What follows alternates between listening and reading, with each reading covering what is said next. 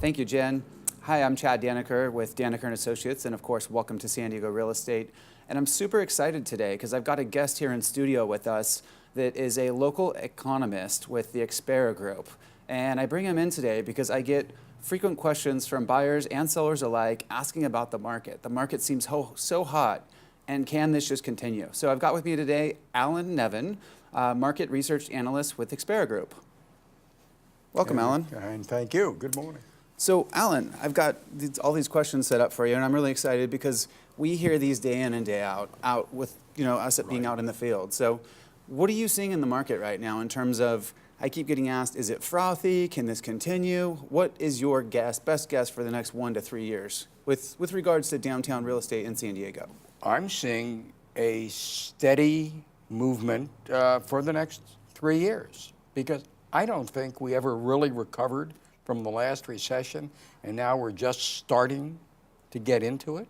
And what are some of the key points that you would suggest we haven't really recovered? What indicators are you looking at that would suggest that? Well, I'm really looking at the construction of new projects, and in terms of sale product, we've almost had none since 2007 in downtown.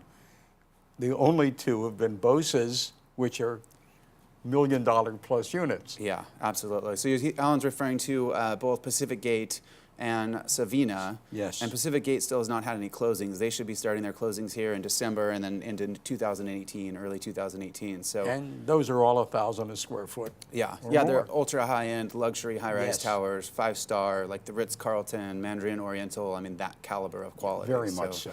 Not touching your local San Diegan. No.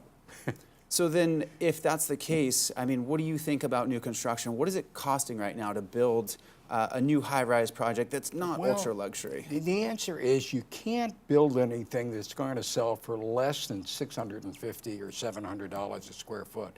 The numbers just don't work. So if I was talking to a buyer and I was to present a property to them that was in a good location, concrete, steel, and glass construction at $500, $550 a foot, would you say that that's a surefire buy because you couldn't replace it for the same cost? I'd say grab it. Okay, interesting.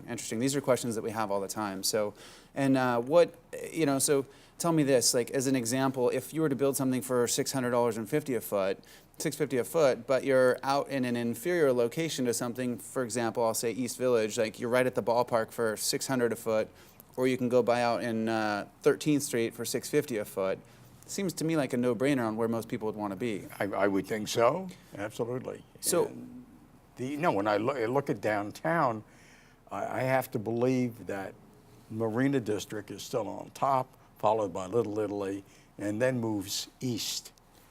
And that's interesting because the Marina District, initially Marina District was always the most popular neighborhood. Yes. It was kind of the high-end neighborhood, but nothing new has been added to the neighborhood for quite some time.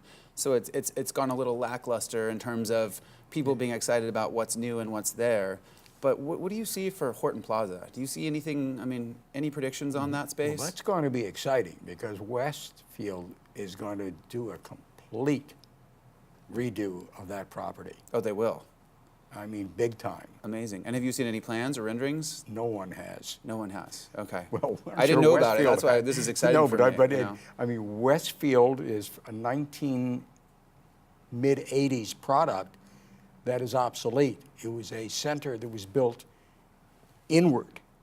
Now the world is outward. Agreed. So they're going to have to completely redo it, probably put a couple of high-rises on the south side. And then, of course, we have the enormous amount of new construction that's coming up at Seaport Village and the Manchester properties. So it's going to be a very exciting next decade. So this is a question I have for you. Let's just say, perchance, the market goes flat. The real estate market as a whole in California goes flat. Right. What do you think, what impact will these projects have? You've probably got $10 billion getting injected into downtown San Diego with Pacific Gateway by Doug Manchester, the Seaport Village project, the UCSD project, the Ritz-Carlton, the Idea District, Ballpark Village, all of these projects coming in that I think are going to improve the environment and the amenities. What impact do you think that will have on downtown residential values? Well, the answer is it'll become more like a real downtown. Right now it's more or less a village, but it doesn't have the big, exciting projects, and now we're getting them. And what do you think about the job future of downtown? Well, I really wish that our city would put a much heavier emphasis on bringing new jobs downtown, because the reality is that over 90% of the people who live downtown leave it in the morning to go to work. Yeah, the reverse commute. It is, and that's not good for the health. You know, we have the same number of people working downtown today as we did 20 years ago. That's amazing. So wow. we really need to create an environment where developers would be willing to build office space downtown. And we're starting to see that with the Idea District. So Finally. looks like we have to wrap it up today. Alan, Nevin, thanks for joining me on the show. I really appreciate you being here. And if you want more information from Alan Nevin at Xpera Group, visit xperagroup.com. He's who all the big builders look to for the information on whether they should do their next project in downtown San Diego. Thanks so much for joining us.